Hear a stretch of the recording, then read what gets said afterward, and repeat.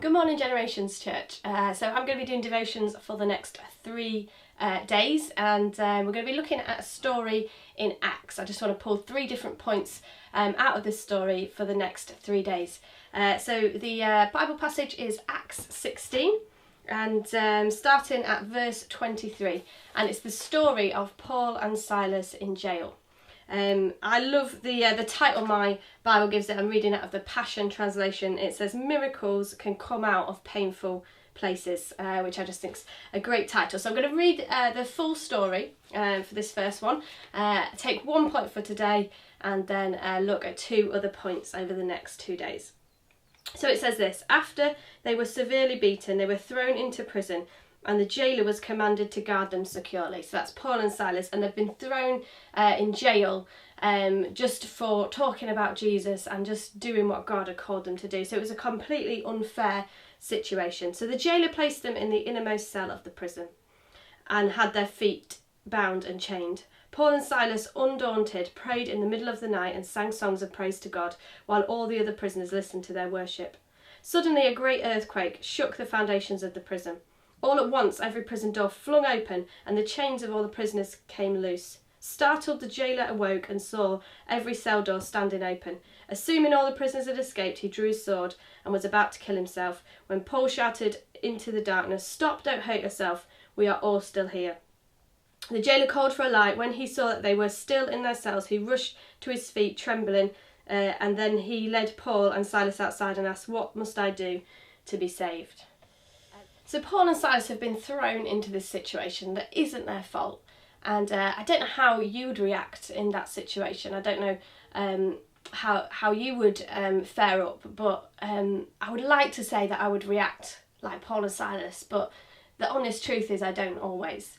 Sometimes things come into my life and I think, that's not fair, or I grumble, why has this happened? Or I'm fearful and I'm scared. And I'm sure many of us can share in those feelings. But I love this one word that this passage says about Paul and Silas. It says, Paul and Silas, undaunted, prayed in the middle of the night. Undaunted. I think the world could do with a few undaunted Christians right now.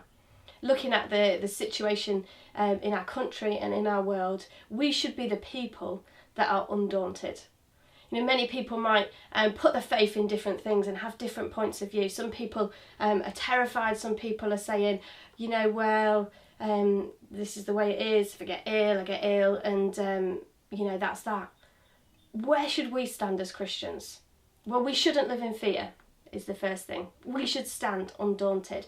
But not because we rely on fate, not because we rely on luck, but because actually we have a stronger hope than that. Just like Paul and Silas, they had a hope, they had a faith in something rock solid, and that was Jesus. That was that they knew that God was in control, and if the situation was difficult, that's because God had allowed it, but yet they knew he was still in control. And I want to encourage you this morning, Generations, that whatever life has thrown at you, whatever personal situations you're facing this morning, that God is still in control. And as Christians, we can be undaunted. The last thing that the world needs right now is people who say they have a faith, who say, that we have this confidence in God, and yet when something difficult comes, we have a flap and we lose our cool and we think the world is falling apart. But we could take an example here from Paul and Silas and stand strong in our faith at this time and actually choose to be undaunted. And while we do that, we then are a great testimony to who God is as we stand strong in our faith.